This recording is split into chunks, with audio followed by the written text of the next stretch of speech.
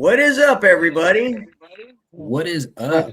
What number is this, Adam? We are on episode, which now I'm gonna have to do all this on the fly. We're on episode 141, and we have who do we have here? We have the man, the myth, the legend, Mr. Dan Dill Pickle Wilson. Woo! We're like twice my age. That was the shirt I should have worn. I was gonna wear mine. My pickle shirt. Oh, dude. I can't remember everything. Getting old sucks. Guys, what's been going on? Oh, run around like a chicken with my head cut off. Yeah. Yes, all day, every day. Yep.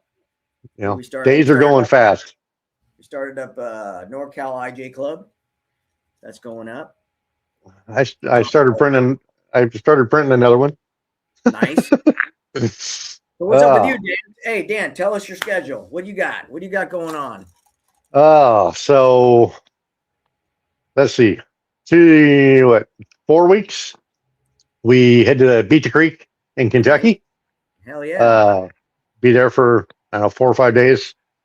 Come back, and then we have middle of June, I think it is. We have We Rock Nationals in Colorado. Yeah. And then we have come back and we'll have Scale Challenge West. Yep. Somewhere in between there, we're going to do Rob's Resort. We have We Rock, the one-to-one stuff. Is that going to be a We Rock stand, you think? I believe so. I believe they said it was going to be there again. I have to double check.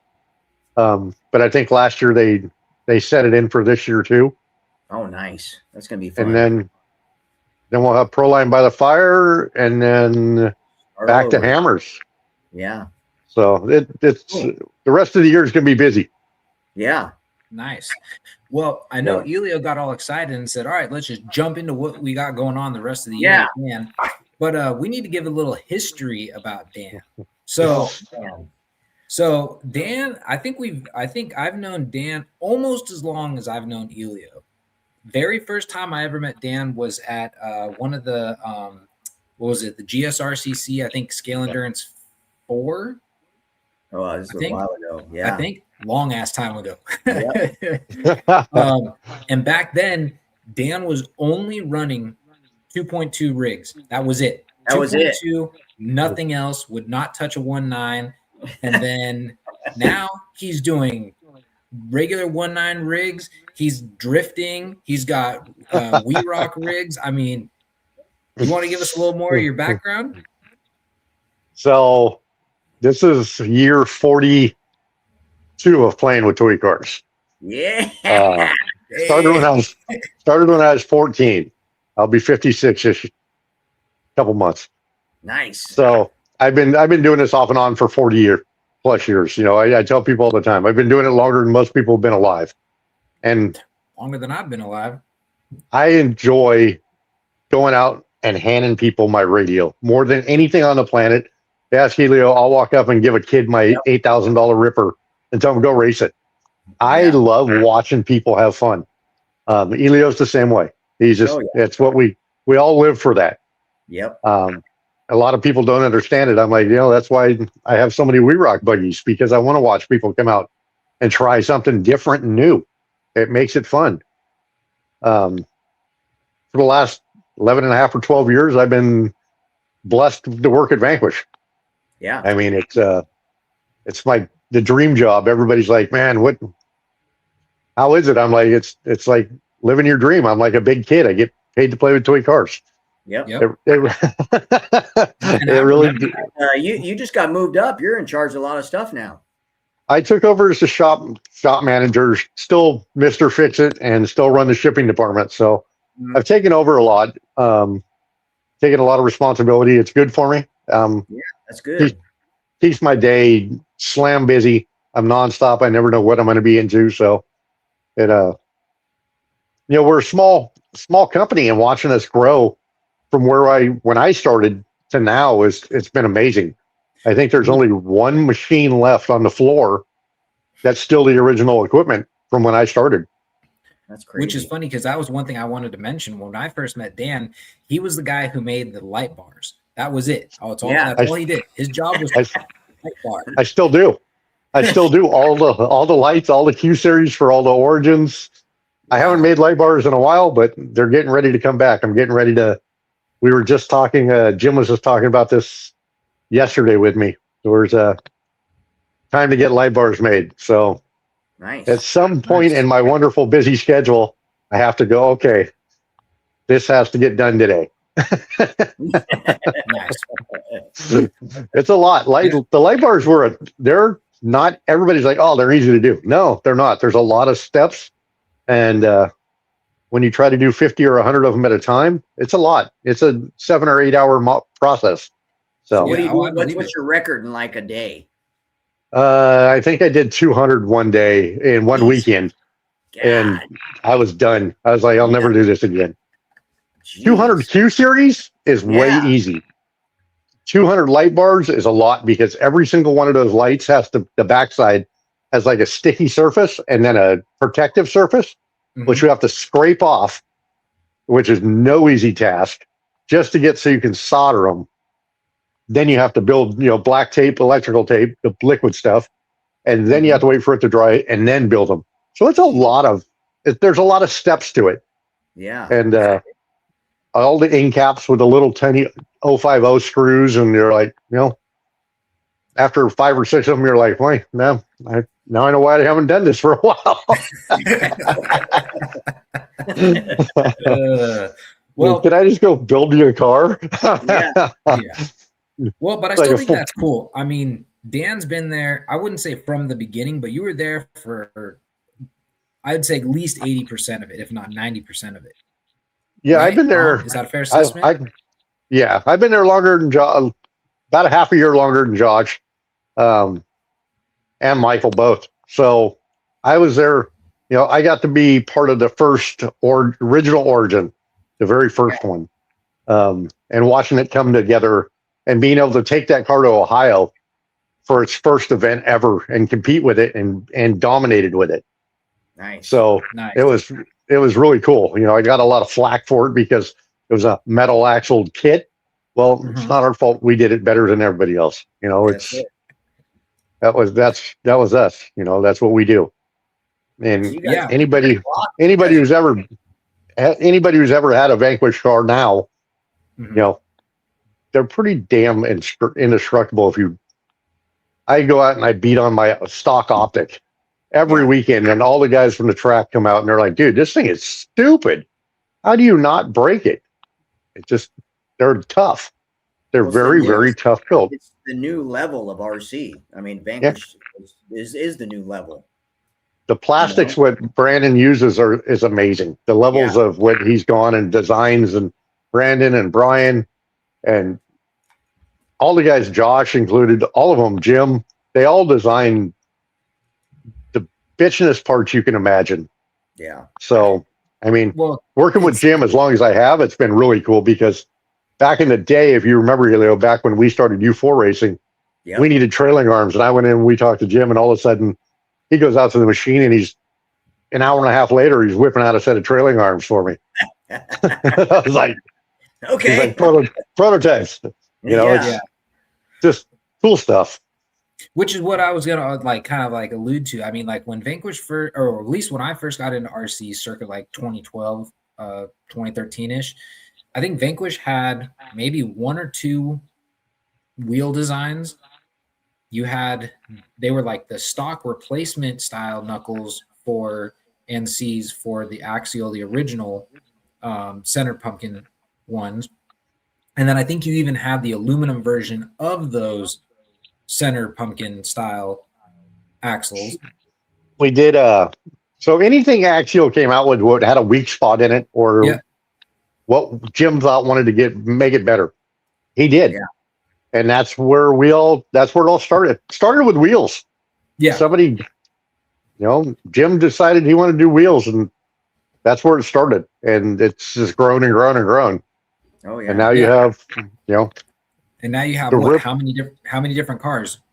We have off the VS410. You have the Fordyce, the Phoenix, the Fordyce, and then you have, but there's like 4 different variants of that.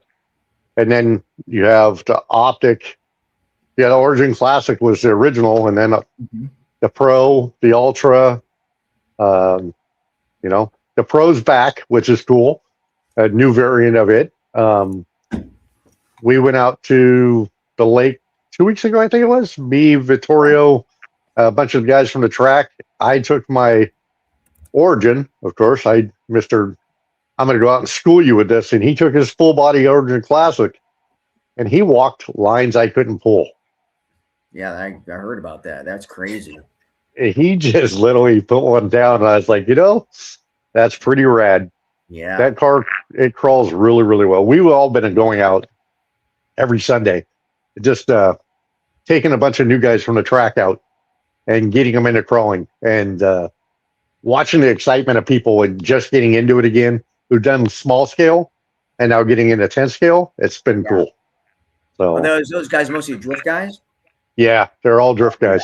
Yeah. So they all have really good throttle control, except when it comes to crawling, then they can't slow crawl because they're used to that steady. Yeah. They're not used to a slow pull. They're used to just finding that happy spot and staying there. Yeah. So teaching them different tricks and stuff, it's cool. That's cool. Nice. So, doing what I love to do. I love to teach people, different lines and techniques and showing stuff. It's just fun. Yeah, that's awesome. I was gonna say, so Elio's always like, the one that like kind of pushes me. He's like, all right, you got to like we're doing. We Rock. That's what we're getting into. We're doing all the We Rock buggies. And then I came out to, I think the first event I was at, Dan handed me his remote with one of his, and he says, go try it. And then after that, it was like, all right, sold, done. Sign me up. How to build one. I'll go help anybody on course. I don't care who it is. I'll spot for everybody. I love showing people and explaining more than anything, explaining what a We Rock buggy does. Because if you've never driven one, rear steer buggy with full dig setup in them drive a lot different than anything else. When you turn rear steer, if you don't watch what the buggy does, you're going to flop it over on its side in a heartbeat. Yep. The rear of the car determines what the front of the car does. And when you move that rear axle one way or the other, it does weird things if you're not careful. Like when I got into it, you told me it's usually the opposite. Yep. You always, 99% of the time, you go opposite. Yep. Yeah. And he's picked it up and run with it. He's a hell of a pro. He's a pro driver anyways from his MOA days, but driving a rear steer car compared to an MOA car are way different. Way different. Yep. If you've never driven a rear steer car much, getting used to it, it takes a couple minutes just to get especially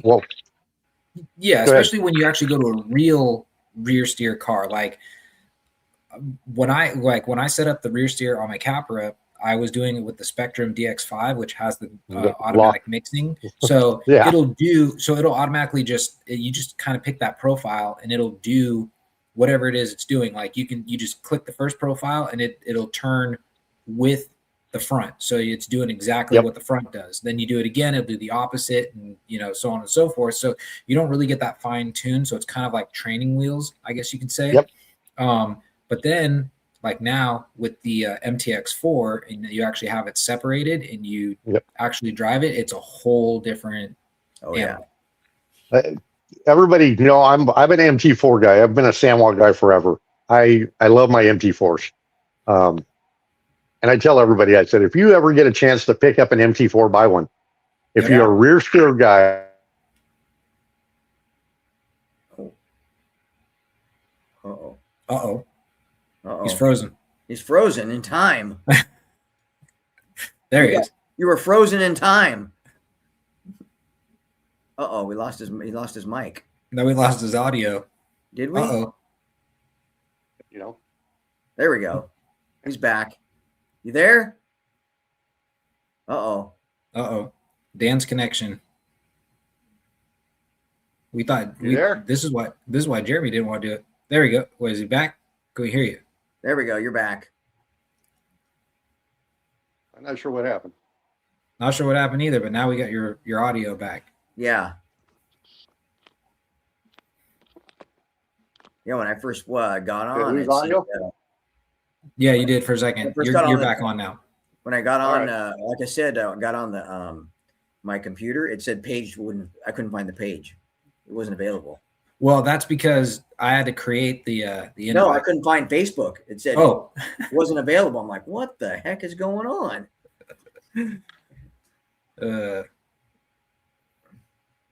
But I guess another big thing, we still got Dan, or is he playing with his settings over here? Playing with the settings. He's falling. He's asleep. Look. Quick, someone get this man a dill pickle. Yeah. Oh man, it's his connection. Oh, did we lose them all together? Yeah, I'm probably gonna have to pause this and see if we can get him back.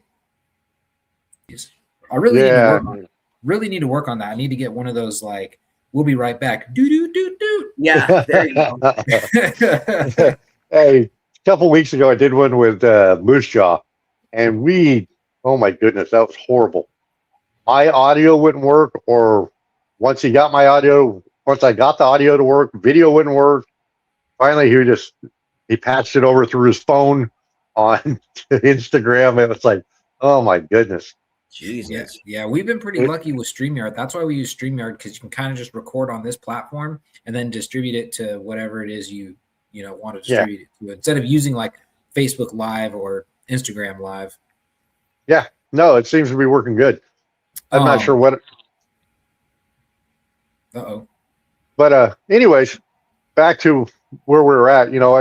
When I started the rear steer game, even before that, back when we first started all this, we were all doing U4 before We Rock, before half of the crap we've done over the years.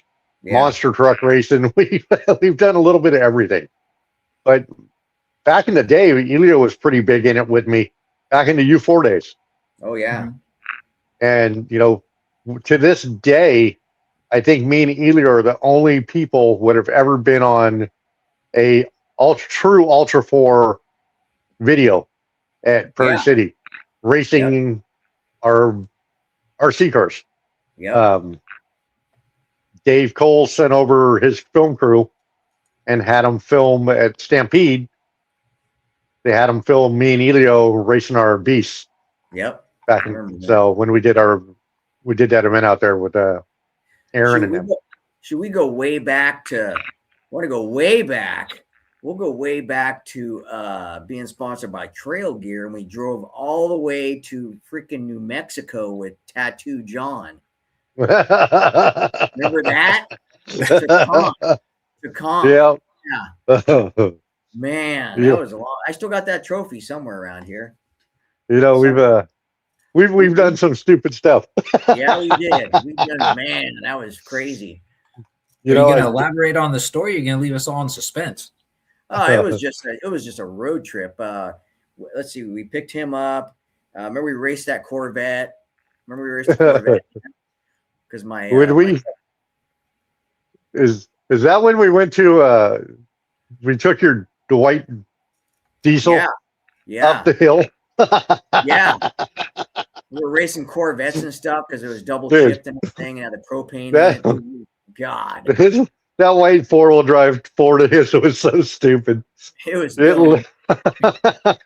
up the grade, Reno, 100 miles an hour, passing Corvettes like they were standing still. Where was that? It was dumb. Remember, we were coming back to my house, and we were doing, and you guys were asleep, and I was doing burnouts down the street. Yeah, down the street.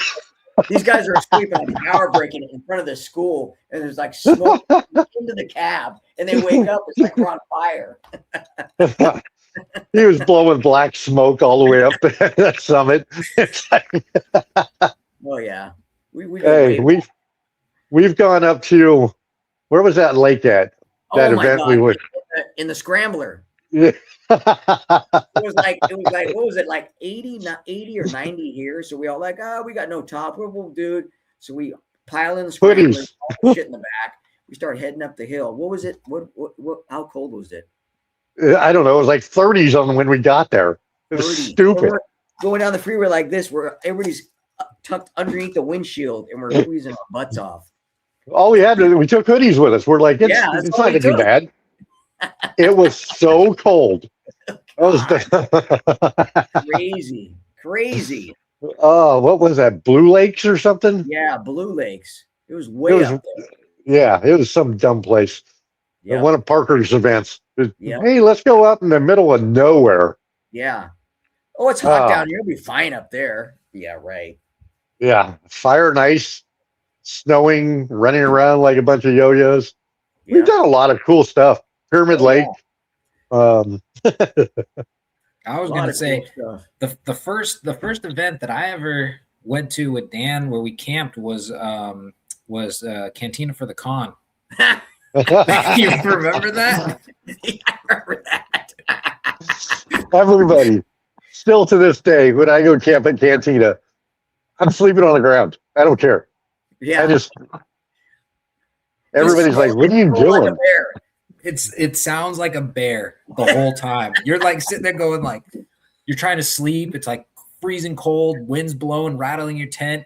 Dan sawing logs, sounds like a grizzly bear going off, and you're like, how is he sleeping like this? I just find a V crack and crawl in it, dude. That's yeah. We had some good saying for the V crack. hey, we've had some good times up there. Oh, all the craziness we've done up there, with the money comps and stuff when we were $5 dash. No, yeah, $5 right on the water, like Gates, like your car. Remember your car fell in? Yep. Floating down. He's like, oh, and the thing's tumbling down this river. Everybody's running down the riverbed trying to grab his car. It was stupid. Yeah. I remember that one. Dan was so mad. He's like, like, why did Elio pick all these gates right along the water? I got like $2,000 rolling down the river.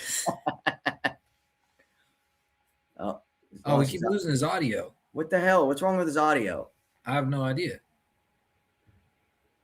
Oh, damn. But it'll float if it flips over too many times backwards. Yeah. We lost your audio.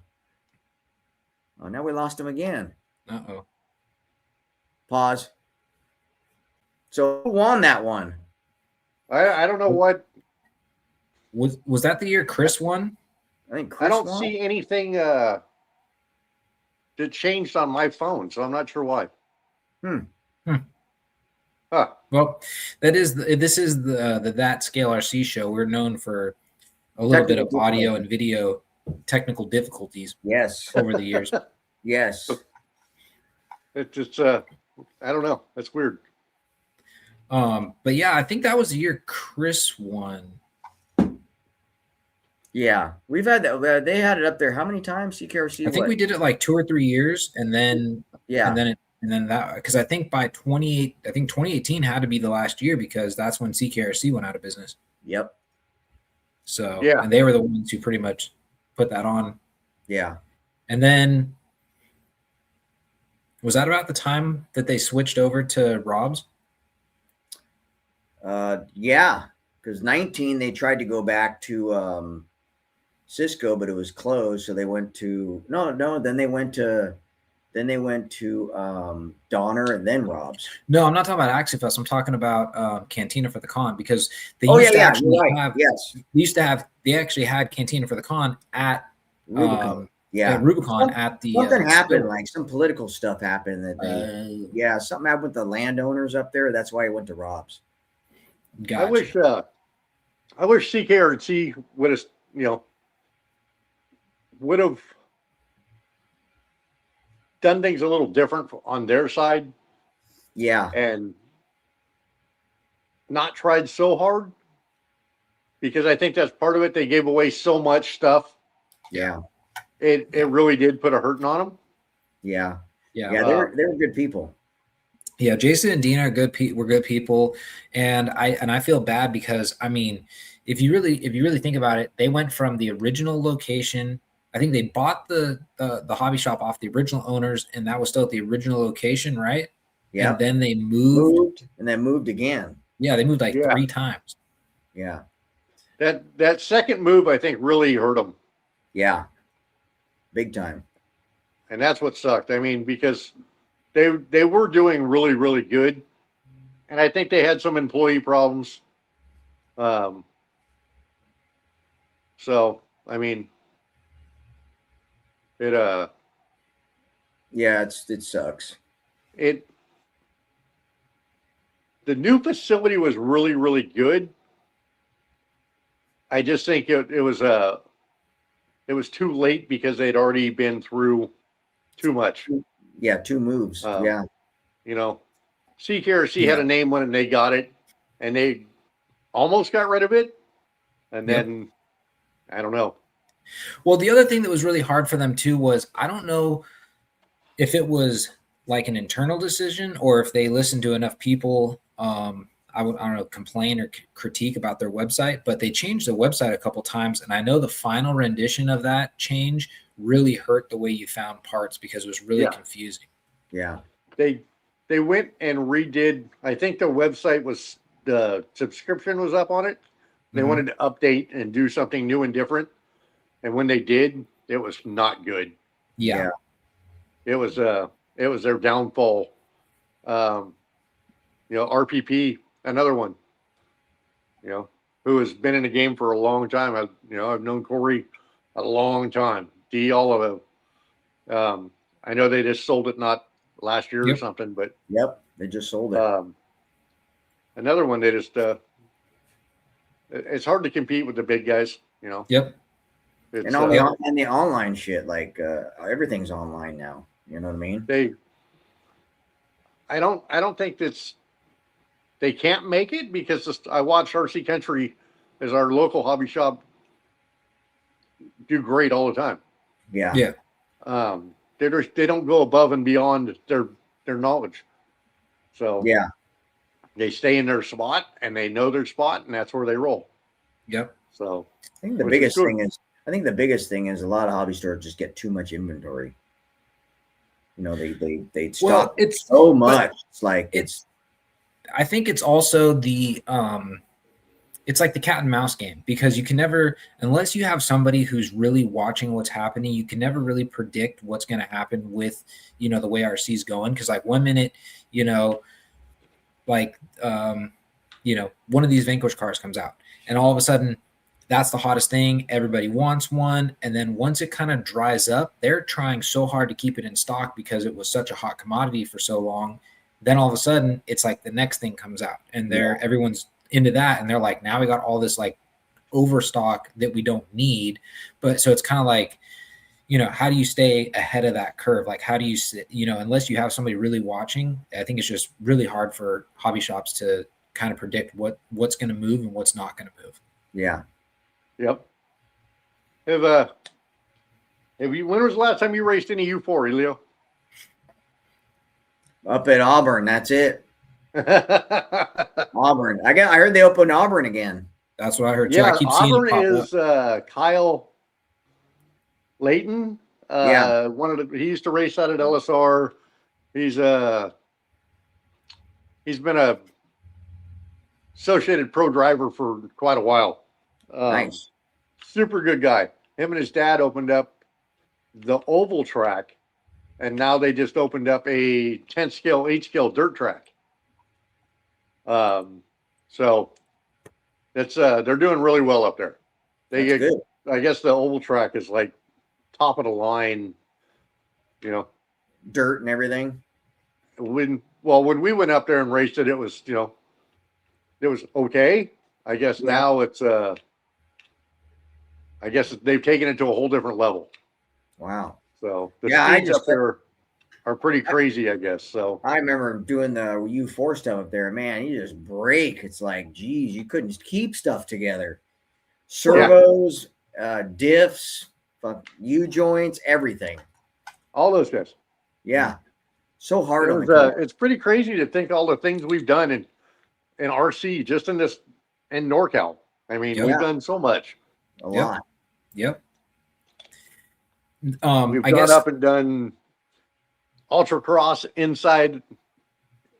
What was the name of it back then?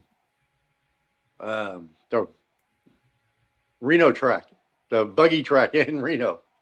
Whip it. Oh, which one was that? When me, you, Jim, all went up to Reno. Oh, what was In that? the minivan. I'm trying to remember what that was.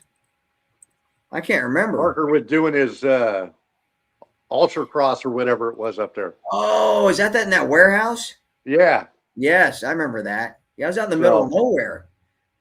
We drove to Jim's wife's van up there. Yes. Yes, I remember that. They started staggered. Started staggered, 7 cars. Yeah. Yep. Yep. Another one. What was just nonstop fun? You know, that's what it's about, though. Yeah. Mm-hmm. Speaking of fun, I guess next question I got is, since we finally got Dan on the show, we briefly talked about King of the Hammers a little bit in the last episode, but now that we actually have somebody who was on the front lines, tell us about, I guess, Vanquish's involvement with King of the Hammers and how King of the Hammers went this year. So King of the Hammers came up, Victorio, when we brought him on as our director of marketing. He got a phone call and made it all happen. It was very short notice. I think we had like 45 days or something to make everything, plan everything, get everything ready to go and make it happen. Wow. And we pushed and pushed and pushed and did it.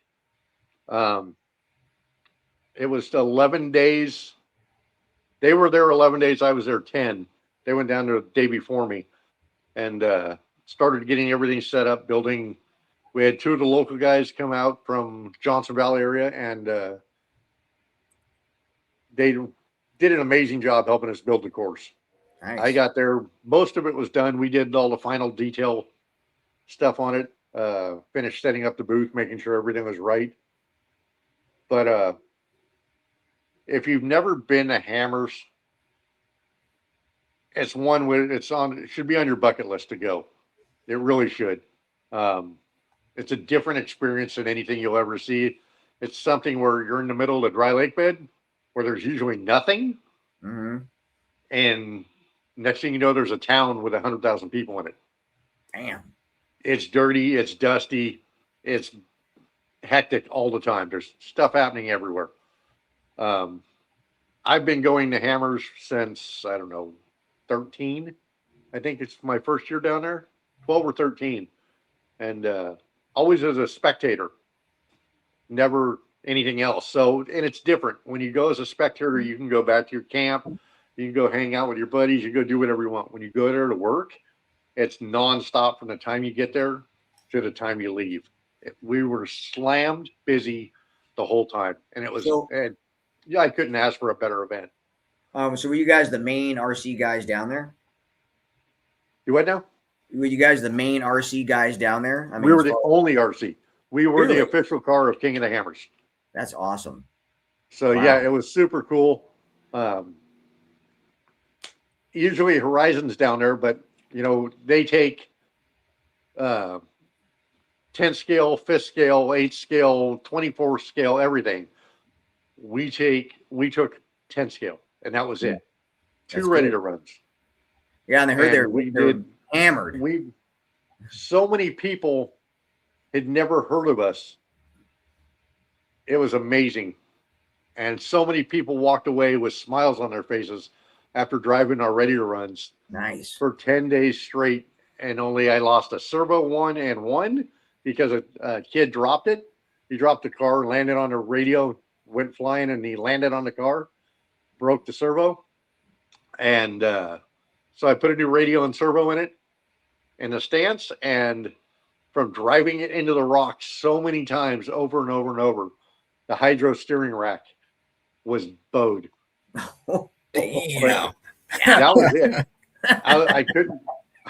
I couldn't ask for a better. Jeez. You know, I fixed a bunch of cars that weren't ours. It didn't matter. I told everybody, I don't bring it in. If I can fix it, I'll fix it. I don't care. Yeah, there you go. I built a bunch of wheels of fortune. Vittorio put a post up on the internet. Come buy a set of wheels and Dan will build them for you. I spent a lot of my time building wheels. Oh my which gosh. was fine. I didn't care. Yeah, that's cool though. Darren, one of the local guys, super, super good guy. He was there every day helping us making sure the ready runs were good, making sure the course was set up, rocks were put back every morning, every afternoon. We tried to keep it up, and it's just a great guy. He just helped us a ton. His wife sent. She made. I don't know if you saw the wooden plaques that were laser etched. We showed them on the live stream. She made us coffee mugs with our names laser etched in them. That's cool. She just got a new laser, and she was trying all kinds of stuff. So she made us all this cool stuff. I was like, right on. That's and cool. She sent brownies. Dang. It was like, hey, snacks. Yes. Yeah. That's cool. Well, since you brought it up, maybe that's one thing we should kind of touch base on, because I don't know how many people, I mean, unless you live under a rock, don't know what Wheels of Fortune are. I had a hard time hearing you. Hang on. Let me see if I can get my microphone. My stupid. I'm not sure why I don't have my earpiece working anymore. All of a sudden, I have nothing. Battery die? Huh. I don't know what happened. Did the batteries die? Are they still connected? No. Did you go? No.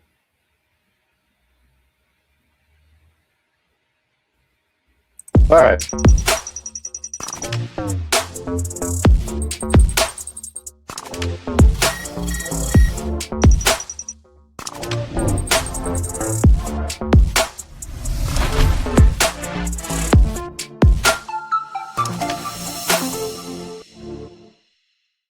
What was that all about?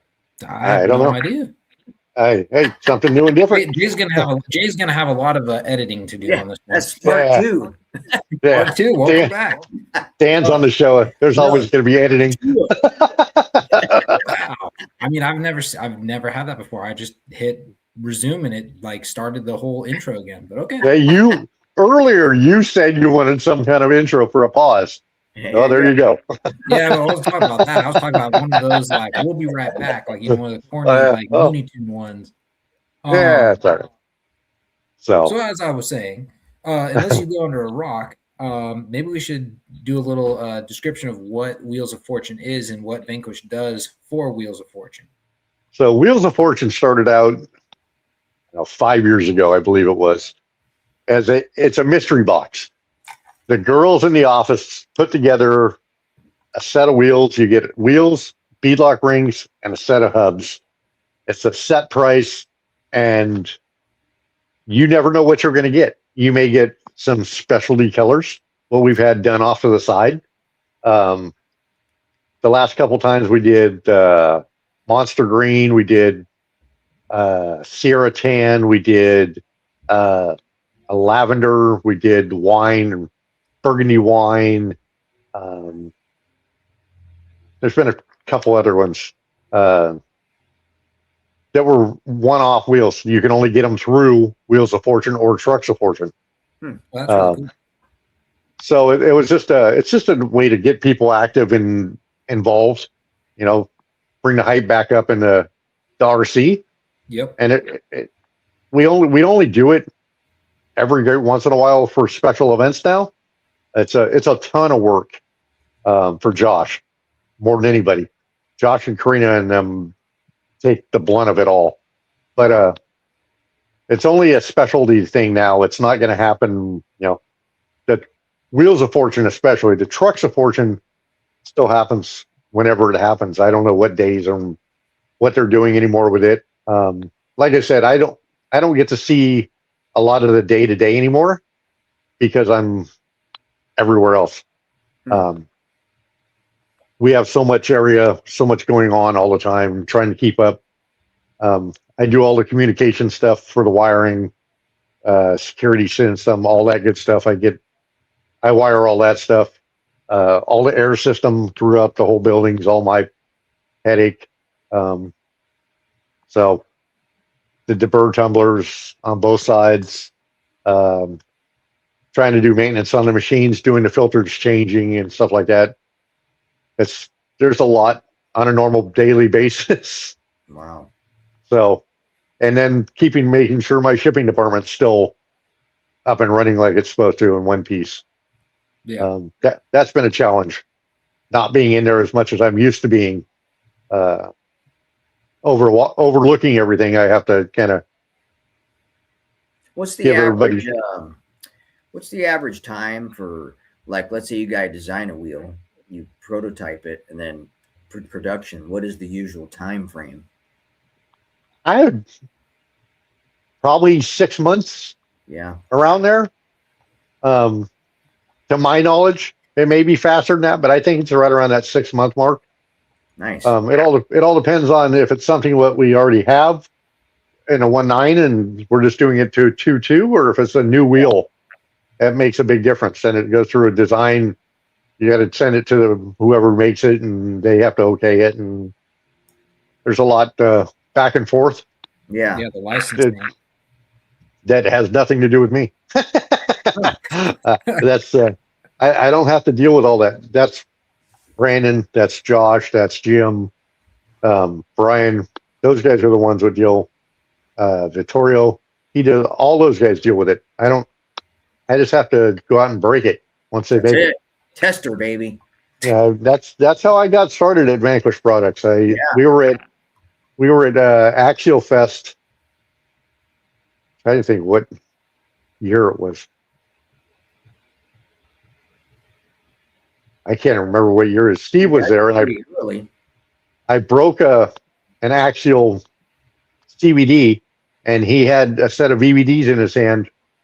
And he's like, "Hey, I don't know how strong they are," and threw them at me, and I beat the living death out of them things. Yeah, And I went back to the shop the following week, took him in and ripped my truck down right in front of Jim, showed him how where marks are at, and he a couple weeks later he handed me some lockers and said, "Here, go try these."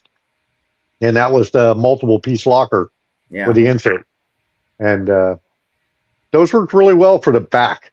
The front, you had to leave the screws out so the axle would actually move like a floater. yeah, Mhm. The rears you can lock them in, but the front, it kind of did some weird stuff. yeah. Turning and stuff, probably. Yeah. Yeah, So we, the big 5 mil Yeti. Nobody got to see those really. I still have a set in my truck today. The Yeti 5 mil VVDs. wow. That was the only ones that I couldn't break. Hmm. So they were huge, big giant monsters. But they also limited your steering because they were so big. Yeah, But it's there's that's that happy thing where you're like, okay, there's good and bad. Yeah, Where do you go? Yeah, the price you pay to not blow stuff up. yep. Yeah. We did the big 8 mil shafts. We've tried everything.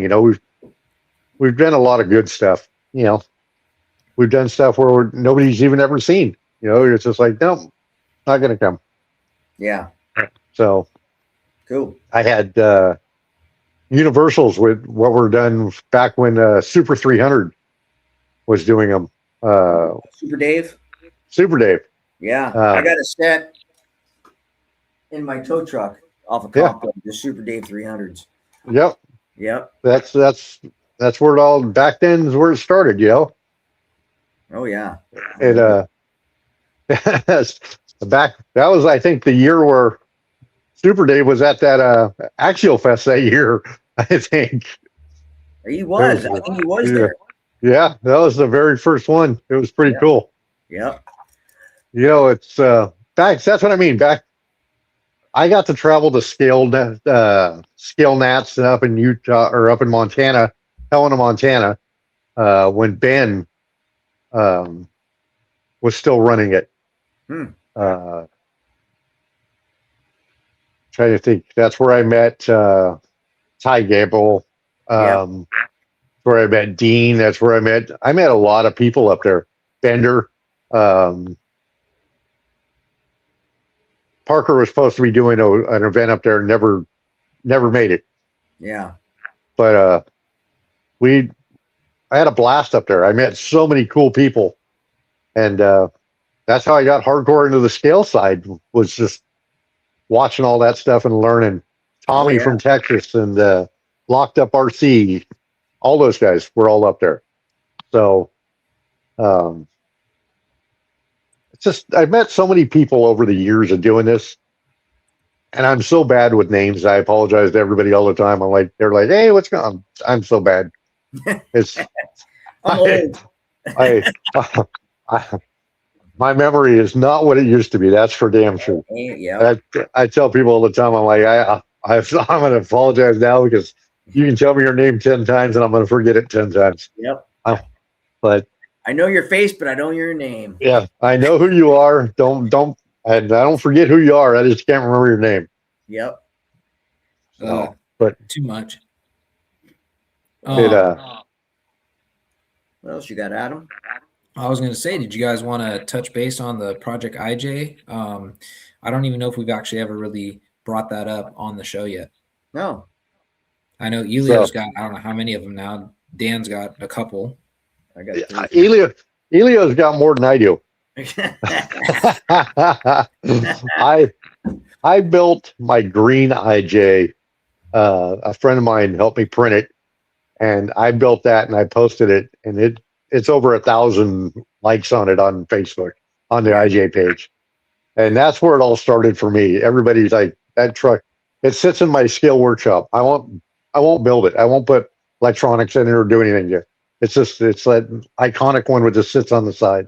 Yep. And I'm good with that. And then I built a white one, and Brandon at work was like, hey, I want a white one. I'm like, well, here, you can have this one. And then Vittorio came and he's like, oh, I want like that. I want a green one. So I printed him a green one. I'm like, damn, I don't even have one. So, and I built Jim one. He wanted one that matches TRX. So I did him a gray one. I'm like, one of these days I'm going to build me one. Yeah. And they do really good under. I got the VS410 platform on mine, dude. That being how heavy that body is, I mean, it does lines that you didn't like. I'm like, it doesn't seem right. The VS410 straight axle platform is probably hands down one of the best scale all around performing platforms you could ask for. Yeah. The Portal is the same way. I've always been that Portal guy where with my comp buggies, I run Portals. With my normal cars, I run straight axle. Mm-hmm. Do I want to build a Portal version of that IJ? Yes. I want to build a line killer with just stretched wheelbase, just something I can take out and just do stupid stuff with. I just wish they did a. I wish they had a hard top that looked like a hard top.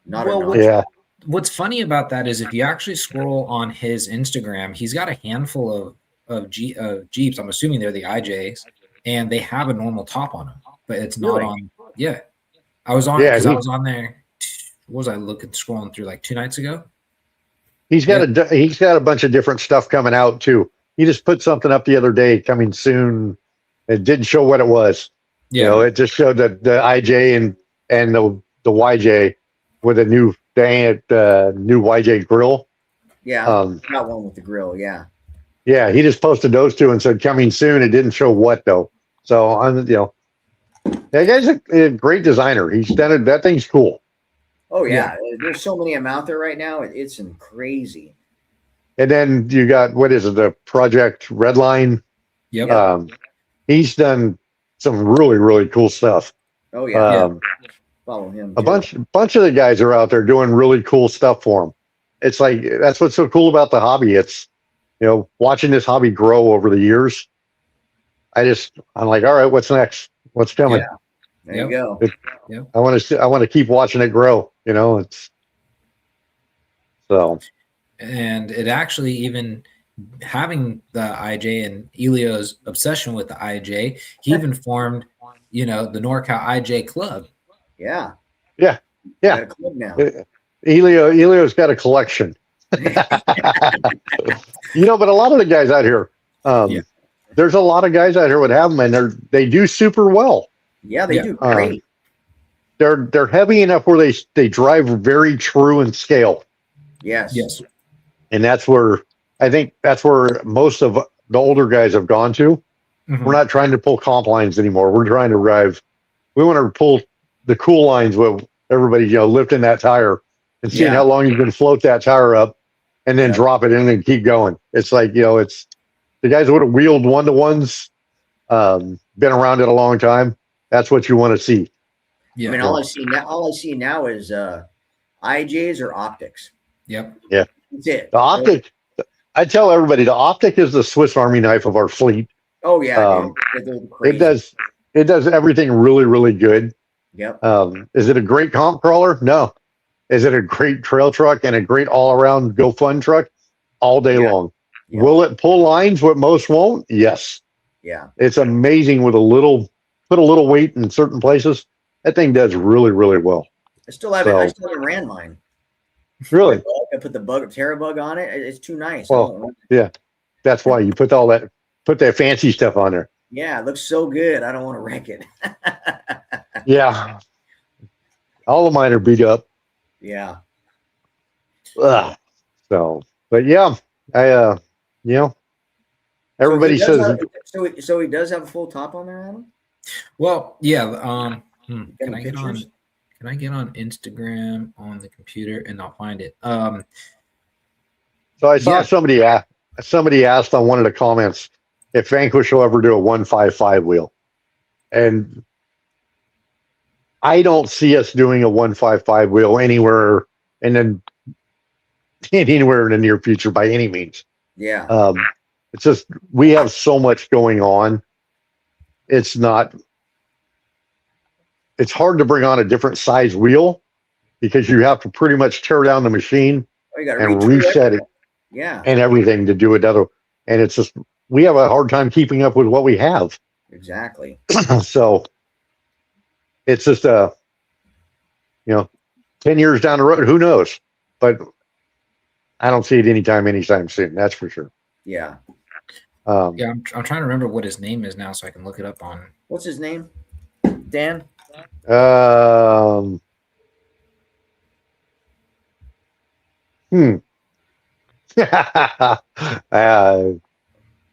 Good luck.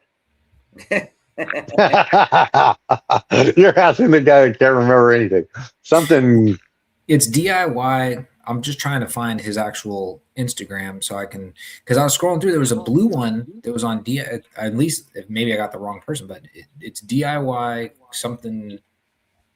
No, that's somebody else. Oh, that's somebody else. Oh, never mind. Yeah, they're the ones because I swear so whoever that is, I swear he's got his is Kim or something. Last name's Kim, maybe. Well, then maybe I'm wrong because I was on his and he's got a couple of them. They look like IJs, and it has it has a full top. So yeah, no, he has a full top. It's like it's got the 45 to back on it. No, there's that one like normal top, not cut, not a 45. Yeah, there's a guy on who's designed one, I believe, off of that. He just added to that, so it has the full back to it. Oh, really? There's been a lot of the guys. If you get a hold of the guys at Redline, I know he designs all kinds of stuff. Oh, really? I know he'll design. Yeah, the guy you got the red one from. Oh, what's his name? Man, Isn't that who you got that from? Was Redline? I got his name. What the heck's his name? I was just talking with him. What the heck is his name? But he changed a whole bunch of stuff in his IJ. That IJ has so much stuff what he's designed in it. Oh, I'm looking for his name. Not Tom. No. Josh. Josh. Yeah. Get a hold of him and see if he'll design one for you. Yeah, because I would like to do it like the old-fashioned YJ, with the windows and everything and the little vents and stuff. Yeah, I'll have to get a hold of him. Yeah. He does a lot of the design stuff, and he's super good at it. Yeah. All his designs come out really bitching. Okay. So, I'll get a hold of him, see if he can make me a top for the yellow one. Now, Adam, is your four-wheel steer buggy ready to go for? No. No, yeah, it's He getting said, there. It's getting there. he said, no, nope. Maybe in another year I'll have it ready to roll. Yeah, no, I mean it's really close. Actually, Dan Sutherland is supposed to send me. He's got an extra seat because the driver I have doesn't have a seat, and then once I get that final fitment, it's tear it back apart, paint it because all the welding should be done, and put it back together, and it'll be ready to go. Nice. Cool. So that's what I'm waiting on. Yeah, I think it's getting close.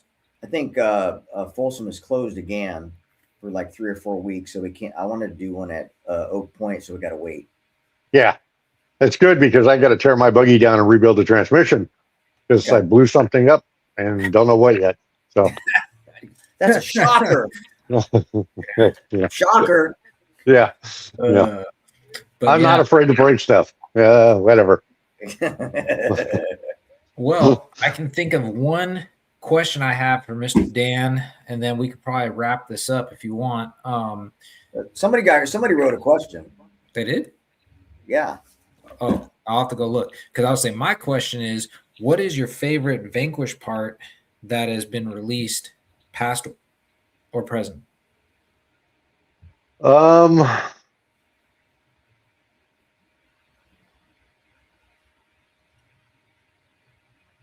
Trying to think here.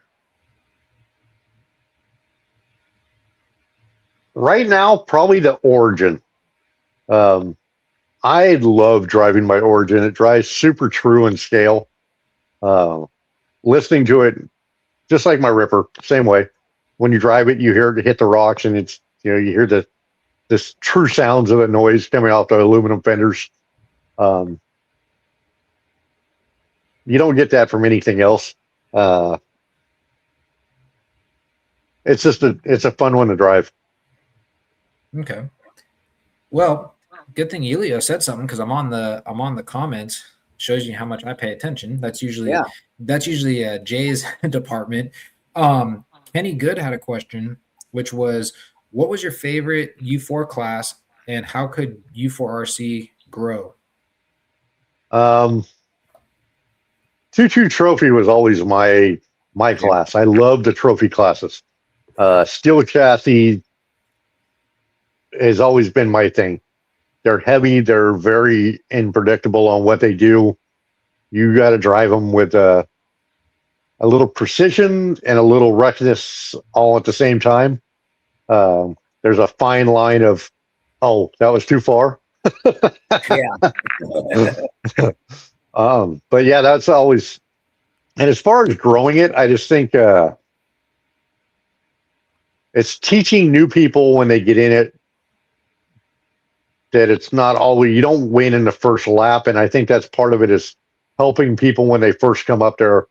A lot of times, I know Rescue's pretty good about it. Gene Boyd's up there. He does a pretty good job helping out with the new people. Just helping people understand what it's all about in the long run. It's not always about winning. It's you teach yourself to be a better driver, and as you do that, it's slow is fast sometimes, and a lot of people they don't get that. Smooth is fast. The smoother you are through the rock sections, the smoother you are through just holding it wide open. That's not smooth. Your car is just bouncing everywhere, and you're not going anywhere. You're going up, not forward. That's a big part. Is just teaching people to be smoother, than it'll make you faster. Drift is the same way. Doing the drift thing for the last year now. All the guys out at Rolling Garage have been amazing help to me learning something I've never done. Is once you learn how to be smooth on that throttle, you'll be a better driver, and it's a big deal. Same with racing, anything. Smoother you are, the faster you'll be. So that's the biggest thing you can take away from anything. That's find a small rock section, just a river rock, put out 10 feet, find a little 10-foot patch, and AT&T down the street from me used to have these small little river rock sessions, and I used to go down there and run as fast as I could through them, as smooth as you can. The smoother you can get it, the faster you go. And that's just how I use that for suspension tuning, to get my car smooth. So it's suspension's a big deal, in anything we do. Crawlers, racing, everything. Make your car smooth. Make sure it doesn't bind up. That's a big part of it. Agreed. Mike Crosby asked, if you had to eliminate all VP rigs but one, which one would you keep? Probably my carbon. My carbon is there's something about that car. That car just works really, really well. It's super fun. You can go, if you want to go trail with it, you can. If you want to go pull man lines all day long, you can. You go comp with it, you can go play with it, you can do whatever you want. It's kind of the universal have fun rig. Nice. Jordan Lyle Abbott asked, will Vanquish ever make 155 wheels? You just answered that. Yeah. No, I don't see that happening anytime. There's not enough machines we'd have to literally stop production on something else to do them, and then we'd fall behind on production of that. So it makes sense. In 5 years in the future, when we grow, 10 times bigger than we are now, maybe. You never know. But I don't see it happening anytime. Josh is very anti 155.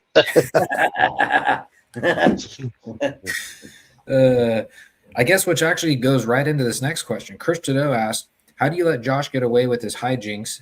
And what's, I guess I already kind of asked this one myself, what's the Vanquish product you're the most proud of? Josh gets away with his hijinks because he's one of my bosses. So he gets away with a lot, but I get him back. We have a really good dynamic at work, all of us together. It's like a big family, and that's what makes Vanquish so cool. Literally, there's 25 of us that work there, and we're like a big family. So that's all awesome. The bosses are just like anybody else. They're not that, I own the company. That's not how they are. Yeah. Jim is not like that one bit. Nope. Down to earth, and you need something, they're right there to help. So that's not awesome. Not just at work, but in your personal life also. If something happens, you need something, you could always go to them, and they're definitely down to earth people that think you're like family. So it's cool. That's awesome. That sounds like the ideal workplace to work. It really is. When people come to work with us, I always tell people it's like it's not just a job. You're coming to work in a family. It's pretty cool. And then after they've been there for a while, they're like, "You're not kidding. It's way different than most places." Yep. That's awesome. So, and then there was a follow-up from Chris, which was, which Vanquish product was your most stressful or that made you lose sleep over it? Probably those damn light bars. When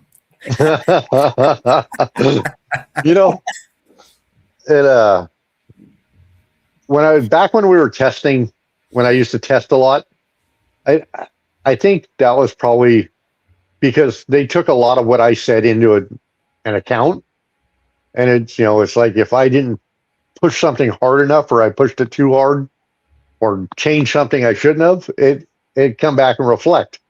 So I had to be real careful. When we back when I had my Wraith, I used to beat my Wraith to death for trying parts, and I loved it. And then I'd take it in and tear it apart right in front of them. So that was the biggest thing. Time frames.